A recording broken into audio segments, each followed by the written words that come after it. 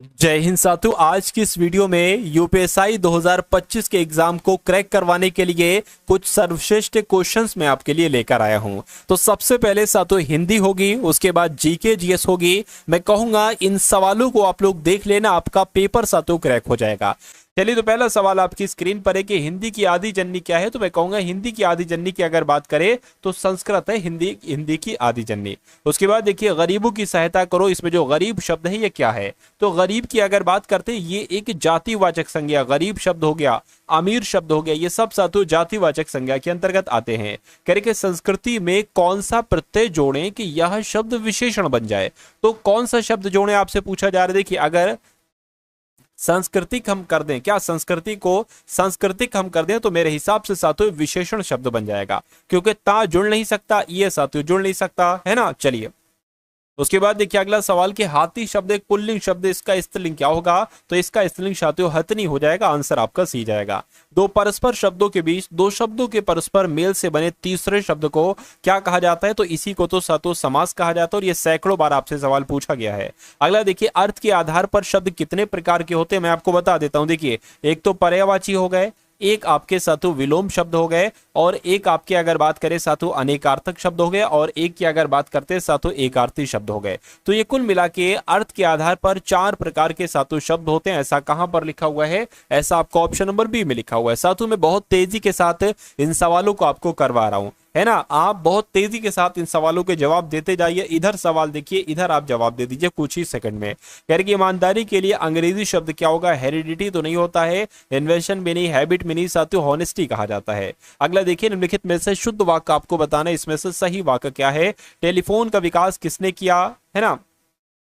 Telephone का आविष्कार होना चाहिए साथियों, विकास होनी ना। अपुन तेरे ये तो गलत है। कितना कठिन कितना गठित शरीर है, ये भी गलत है। राजा दशरथ के 4 पुत्र और 1 पुत्री थी, ये बिल्कुल सही वाक्य हो जाएगा, और यही आपका जवाब हो जाएगा। निम्नलिखित में से कौन सा विकल्प वर्तनी की दृष्टि से शुद्ध है, यानी कि आपको बताना है कौन से शब्द की वर्तनी बिल्कुल सही है। देखिए लिपि ऐसे नहीं लिखा जाता है ना। रेडियो लिखत अगर बात करें ये भी गलत। मैं कहूंगा मैथिली क्षण जो शब्द यहां पर लिखा हुआ है ये बिल्कुल सही लिखा हुआ है। उसके बाद देखिए अगला सवाल कि निम्नलिखित में से मेघावी में प्रयुक्त प्रत्यय बताइए, इसमें प्रत्यय क्या लगा हुआ है आपको बताना है। देखिए मेघा अलग हो जाएगा और वी अलग हो जाएगा, यानी कि वी यहां पर जो होगा ये एक प्रत्यय का काम कर रहा है। निम्नलिखित में से किस शब्द में कु उपसर्ग नहीं। देखिए कु उपसर्ग किसमें है अगर बात करें, इसमें देखिए रूप शब्द अलग हो जाएगा, बचेगा क्या कु। इसकी अगर बात करें कर्म अलग हो जाएगा, बचेगा क्या कु। चाल अलग हो जाएगा साथियों, बचेगा क्या कु। लेकिन शल का कोई मतलब नहीं होता है, तो मैं कहूंगा इसमें साथियों कु उपसर्ग नहीं है। अब नहीं है तो यही आपका जवाब है। निम्नलिखित में से कौन सा शब्द तत्सम है, इसमें आपको बताना है तत्सम शब्द कौन सा है। आज, आख, अग्र या आग। मैं कहूंगा अगर शब्द जो है ना ये आपका एक तत्सम शब्द है, बाकी सारे तद्भव शब्द हैं। निम्नलिखित में से कौन सा तद्भव शब्द है, अब आपको तद्भव शब्द बताना है। देखिए इष्टिका एक तत्सम शब्द है, कुपुत्र भी एक तत्सम शब्द है, लेकिन अमीय शब्द की अगर बात करें तो ये एक तद्भव शब्द है। उसके बाद देखिए विपद का आपसे विलोम पूछा जा रहा है। विपद का विलोम आपद होता है, संपद होता है, संबद्ध होता है, आबद्ध होता है। मैं कहूंगा विपद का विलोम साथियों संपद होता है, जिनका आंसर ऑप्शन नंबर बी है, तो बिल्कुल करेक्ट है। अगला देखिए कह रहे कि ग्रस्त का विलोम क्या होगा। तो ग्रस्त का विलोम स्वच्छंद तो नहीं होता है, लेकिन हाँ ग्रस्त का विलोम मुक्त होता है, तो मुक्त आपका जवाब हो जाएगा। कह रहे प्रवृत्ति का विलोम साथियों क्या होता है। प्रवृत्ति के विलोम की अगर बात करें तो साथियों निवृत्ति होना चाहिए, और निवृत्ति कहां पर लिखा हुआ है, ऑप्शन नंबर सी में लिखा हुआ है। अगला सवाल आपकी स्क्रीन पर है। साथियों मैं आपसे रिक्वेस्ट करूंगा अगर वीडियो आपने अभी तक लाइक नहीं किया है तो वीडियो को लाइक कर दीजिए, और आपको वीडियो कैसी लग रही है एक बार कमेंट सेक्शन में साथियों मुझे बता दीजिए। अच्छी लग रही है तब भी बता दीजिए, कोई दिक्कत कोई कमी लग रही है वो भी बता दीजिए, मैं उसको सुधारने की कोशिश करूंगा, है ना। और चैनल पर अगर नए हैं तो चैनल को साथियों आप लोग तुरंत सब्सक्राइब करके बेल आइकन पर क्लिक कर दीजिए। अगला सवाल देखिए कह रहे कि तिरस्कार का अगर संधि विच्छेद करोगे तो कैसे करोगे। तो तिरह धनकार हो जाएगा, और कौन सी संधि है ये एक बार कमेंट में भी जरूर बताइए आप लोग। अगला देखिए द्रौपदी की अगर बात करें, द्रौपदी की अगर बात करें, इसका संधि विच्छेद साथियों क्या होगा। द्रौदन अपी हो जाएगा, बिल्कुल द्रौदन अपी कहां पर लिखा हुआ है, ऑप्शन नंबर बी में लिखा हुआ है। अत्यधिक का अगर संधि विच्छेद करोगे कैसे करोगे। तो अति धन अधिक कहां पर लिखा हुआ है? ऑप्शन नंबर बी में लिखा हुआ है, तो ये आपका आंसर है। अगला देखिए, शीत ऋतु का अगर संधि विच्छेद करोगे तो कैसे करोगे? तो शीत धन ऋतु कहां पर लिखा हुआ है? ऑप्शन नंबर सी में लिखा हुआ है और यही आपका जवाब है। अगला देखिए, रीत अनुसार की अगर बात करें तो इसका संधि विच्छेद करो, कैसे करोगे? तो रीति हो जाएगा और साथों अनुसार हो जाएगा, यानी कि कुल मिला के इस सवाल का जवाब अगर आपका ऑप्शन नंबर ए है तो बिल्कुल करेक्ट है। अगला देखिए, कह रहे कि आस पड़ोस शब्द में समास आपसे पूछा जा रहा है। अगर कभी भी किसी शब्द में योजक चिन्ह लगा, इसको बीच में जो है ना, इसको योजक चिन्ह कहा जाता है, तो वहां पर हमेशा और हमेशा द्वंद्व समास होता है, ये बात आपको ध्यान रखना है। मातृभाषा शब्द में समास आपसे पूछा जा रहा है, तो मातृभाषा शब्द की अगर बात करें, मातृ की भाषा, तो यहां पर की आ गया या का आता, तो मैं कहूंगा संबंध तत्पुरुष समास आपका यहां पर समास है। अगला सवाल देखिए, अंडे सेना। अंडे सेना इससे एक मुहावरा है, इस मुहावरे का मतलब क्या होता है? अंडों को पकाना, घर पर ही बैठे रहना। साथियों, जो घर पर बैठे रहते हैं ना, उसको कहा जाता है क्या भाई? अंडे सेना, यानी कि अंडे सेक रहे हो, अंडे सेना, ऐसे करके कहा जाता है। उसके बाद देखिए, भरत मुनि के अनुसार रसों की संख्या कितनी है? बहुत इंपॉर्टेंट क्वेश्चन है साथियों, आपके एग्जाम में ये सवाल आएगा ही आएगा। तो मैं कहूंगा साथियों, भरत मुनि के अनुसार रसों की संख्या 8 है, आंसर आपका ए होगा। हिंदी कथा साहित्य में सर्वाधिक प्रसिद्ध कहानीकार कौन है? तो किनकी बात चल रही है साथियों? मुंशी प्रेमचंद्र की बात चल रही है। हिंदी कथा साहित्य में सबसे ज्यादा प्रसिद्ध कहानीकार तो मुंशी प्रेमचंद्र ही हैं। कह रहे कि जन्मेजय का नागयज्ञ ये किसकी रचना है? तो ये साथियों जयशंकर प्रसाद की रचना है, जन्मेजय का नागयज्ञ। ये भी सवाल बहुत इंपॉर्टेंट है। उसके बाद देखिए, कह रहे कि छा ध्वनि किस स्वर के अंतर्गत आती है? तो ये साथियों देखिए, ये तो एक संयुक्त है ना, संयुक्त हो जाएगी, संयुक्त ध्वनि हो जाएगी, संयुक्त वर्ण हो जाएगा, संयुक्त व्यंजन हो जाएगा। मैं कहूंगा आंसर आपका जाएगा ऑप्शन नंबर सी के साथ, संयुक्त व्यंजन है साथियों। संयुक्त व्यंजन की संख्या कितनी होती है? 4 होती है, जिसमें से ये भी एक संयुक्त व्यंजन है। अगला सवाल है, आपकी स्क्रीन पर आपके सामने 4 व्यंजन दे रखे हैं, शा, शा, सा, हा। ये क्या है? ये आपको बताने साथियों, ये क्या है? तो क्या प्रकंपी व्यंजन है ना? ये स्पर्शी व्यंजन, स्पर्शी व्यंजन है। ये ऊष्म व्यंजन है, ऊष्म संघर्षी व्यंजन साथियों आपका जवाब हो जाएगा।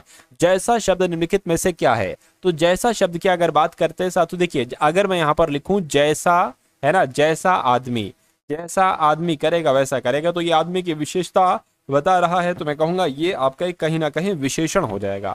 उसके बाद देखिए, यह आम पका है और वह कच्चा है। इस वाक्य में यह शब्द क्या है, ये आपको बताना है। तो यहां पर देखिए, ये आम की विशेषता बता रहे कि ये आम है ना, तो यहां पर क्या हो जाएगा? ये आपका सार्वनामिक विशेषण हो जाएगा। उसके बाद देखिए, बेटा शब्द का स्त्रीलिंग क्या होगा? तो बेटा शब्द का स्त्रीलिंग तो साथियों बहुत आसान है, बेटी होगा, है ना। अगर बात करते हैं साथियों बालक का, क्या होगा? बालिका होगा। छात्र की अगर बात करें तो छात्रा होगा। उसके बाद देखिए, सकर्मक क्रिया वाला वाक्य कौन सा है, इसमें से मुझे बताइए। तो सकर्मक क्रिया की अगर बात करें, राजू सदा रोता रहता है, हरीश बस पर चढ़ा गया, कैलाश छत से गिर पड़ा, सतीश ने केले खरीदे। खरीदे क्या? केले। क्या खरीदे? केले खरीदे। तो सकर्मक क्रिया वाला वाक्य जो है वो ऑप्शन नंबर डी वाला है। खिचड़ी किस प्रकार का शब्द है? तो खिचड़ी की अगर बात करते हैं ना साथियों, ये देशज शब्द है, आंसर आपका ऑप्शन नंबर ए होगा। उसके बाद देखिए, दिए गए विकल्पों में से कौन सा विकल्प अंगना शब्द का समानार्थी शब्द है, आप लोग को बताना है। तो अंगना का समानार्थी क्या हो जाएगा? मैं कहूंगा आंगन हो जाएगा। आंगन आपका अगर जवाब है तो बिल्कुल करेक्ट हो जाएगा। निम्नलिखित में से हंस का अर्थ नहीं है, तो हंस का अर्थ नहीं है, मैं कह सकता हूं हंस हम लोग कहीं ना कहीं सूर्य को कह सकते हैं, मराल कह सकते हैं, लेकिन कमल को नहीं कह सकते हैं। अगला देखिए, अवधि। 2 शब्द यहां पर दे रखे, अवधि और अवधि, इन दोनों के मतलब आपसे यहां पर साथियों पूछे जा रहे हैं, मुझे बताइए। देखिए इसका मतलब होता है समय और ये एक बोली होती है, तो मैं कहूंगा कि जवाब आपका जो जाना चाहिए वो ऑप्शन नंबर ए हो जाएगा। उसके बाद देखिए, अगला सवाल है, कह रहे कि भारत के किस प्रदेश की सीमाएं 3 देशों यानी कि नेपाल, भूटान और चीन के साथ लगती हैं? तो मैं कह सकता हूं सिक्किम एक ऐसा राज्य है जिसकी सीमा 3 देशों नेपाल, भूटान, चीन के साथ मिलती हैं। उसके बाद देखिए, भारत का सर्वोच्च पर्वत शिखर की अगर बात करें तो ये साथियों कौन सा है, आपको मालूम होना चाहिए, ये गॉडविन अस्टिन है, आंसर आपका जाएगा सी के साथ। अगला देखिए, भारत की कौन सी पर्वत श्रृंखला नवीनतम है? तो अगर आपके एग्जाम में ये सवाल आए तो आपको हिमालय साथियों बता देना है। उसके बाद देखिए, अगला सवाल साथियों आपकी स्क्रीन पर गैर के भारत में निम्नलिखित में से कौन सी पर्वत श्रेणी केवल एक राज्य में फैली हुई है? तो किसकी साथियों बात चल रही है? आपका जवाब यहां पर जो होना चाहिए वो अजंता होना चाहिए, यानी कि एक तरीके से बात करते हैं साथियों ये पर्वत श्रेणी एक राज्य में फैली हुई है, आंसर आपका बी होगा। अरावली पर्वत का सर्वोच्च शिखर साथियों क्या कहलाया जाता है? तो इसको गुरु शिखर कहा जाता है। गुरु शिखर आपका बिल्कुल सही जवाब है। निम्नलिखित में से सबसे प्राचीन पर्वत श्रेणी कौन सी है? अगर आपके एग्जाम में पूछे तो अरावली पर्वत श्रेणी आप लोग याद रखेंगे, ये सबसे प्राचीन पर्वत श्रेणी है। उसके बाद देखिए, तुजु दर्रा भारत को किस देश से जोड़ता है? तो तुजु दर्रा भारत को म्यांमार देश से जोड़ता है। म्यांमार, ऑप्शन नंबर ए आपका बिल्कुल सही जवाब हो जाएगा। भारत की सबसे बड़ी वाह नदी कौन सी है? तो भारत की सबसे बड़ी वाह नदी साथियों गंगा नदी है। गंगा नदी आपका बिल्कुल सही जवाब है। अगला देखिए, नर्मदा नदी का अधिकांश भाग भारत के किस राज्य में बहता है? तो भारत में साथियों मध्य प्रदेश में बहता है। नर्मदा नदी का अधिकांश भाग मध्य प्रदेश राज्य में बहता है। निम्नलिखित में से किस नदी का उद्गम स्थल भारत में नहीं है? साथियों किसकी बात चल रही है? मैं कहूंगा सतलज नदी की बात चल रही है। सतलज आपका बिल्कुल करेक्ट आंसर है। भारत की सबसे बड़ी मीठे जल की झील निम्नलिखित में से कौन सी है? तो कौन सी है साथियों? वूलर झील आपका जवाब हो जाएगा। ये सबसे बड़ी मीठे जल की झील है। अगला देखिए, उत्तर पूर्वी भारत की सबसे बड़ी झील लोकटक झील ये किस राज्य में स्थित है? तो लोकटक झील की अगर बात करें कि ये कहां पर स्थित है, तो ये तो साथियों मणिपुर में स्थित है। आंसर आपका बी होगा। उसके बाद देखिए, भारत में ताजे जल की सबसे बड़ी झील वूलर झील किस राज्य में है? तो मैंने आपको बताया साथियों, देखिए मैंने आपको बताया कि उत्तर पूर्वी भारत की सबसे बड़ी झील लोकटक झील कहां पर है? तो मणिपुर है ना। और अगर आपसे वूलर झील पूछे कि वूलर झील कहां पर है, तो जम्मू कश्मीर में। दोनों बातें आप लोग याद रखेंगे। भारत की प्रसिद्ध लैगून झील है, तो लैगून झील की अगर साथियों हम बात करते हैं ना, तो ये चिल्का झील कहलाएगी। उसके बाद देखिए, भारत के किस राज्य में फुलहर झील स्थित है? तो फुलहर झील पता कहां पर स्थित है साथियों? उत्तर प्रदेश में स्थित है फुलहर झील। अगला देखिए, भारत में प्रथम बहुउद्देशीय नदी घाटी परियोजना का निर्माण निम्न में से किस नदी पर किया गया है? तो किस नदी पर किया गया है साथियों? दामोदर नदी पर किया गया। दामोदर, ऑप्शन नंबर सी आपका बिल्कुल सही जवाब है।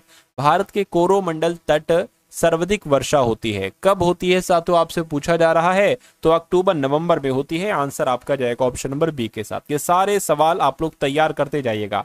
भारत में सर्वाधिक वर्षा प्राप्त करने वाला स्थान कौन सा है? अगर इन ऑप्शन में से बात करें तो मासिन नान आपका जवाब हो जाएगा। मावसिन राम भी इसको कहा जाता है। भारत पाक बगलिहार परियोजना निम्नलिखित नदियों में से किस एक पर स्थित है? तो किस पर स्थित है साथियों? चिनाब नदी पर स्थित है। चिनाब आपका जवाब हो जाएगा। और अगला देखिए, भारत के किस राज्य में जाड़े के मौसम में वर्षा होती है? तो जाड़े के मौसम में वर्षा जो होती है ना, ये साथियों ओडिशा में होती है। तो ओडिशा आपका जवाब हो जाएगा। अगला देखिए, भारत के पश्चिमी समुद्री तट पर वर्षा किस मानसून से होती है? तो वर्षा साथियों दक्षिण पश्चिम मानसून से होती है। आंसर आपका बी होगा। अगला देखिए, भारतीय वन सर्वेक्षण विभाग का मुख्यालय कहां पर स्थित है? तो इसका मुख्यालय साथियों देहरादून में स्थित है। ये इंपॉर्टेंट क्वेश्चन है, आप लोग याद रखेंगे। उसके बाद देखिए अगला सवाल, भारत में वृक्षारोपण उत्सव जिसे वन महोत्सव के नाम से भी जाना जाता है, इसके जन्मदाता कौन है? तो इसके जन्मदाता साथियों के एम मुंशी हैं। कौन है इसके जन्मदाता साथियों? के एम मुंशी, आप लोग याद रखेंगे, यही इसके जन्मदाता है। उसके बाद देखिए, विश्व के कुल वन क्षेत्रफल का कितना प्रतिशत हिस्सा भारत में है? तो कितना प्रतिशत हिस्सा भारत में है? मैं कह सकता हूं 2.82% ये भारत में है। आंसर आपका जाएगा बी के साथ। अगला सवाल देखिए, यानी कि भारतीय वन सर्वेक्षण विभाग की स्थापना कब की गई थी? तो इसकी स्थापना साथियों 1981 में की गई थी। आंसर आपका ऑप्शन नंबर सी होगा। उसके बाद देखिए, भारत में चंदन की लकड़ी के लिए कौन सा राज्य प्रसिद्ध है? ये आपसे पूछा जा रहा है।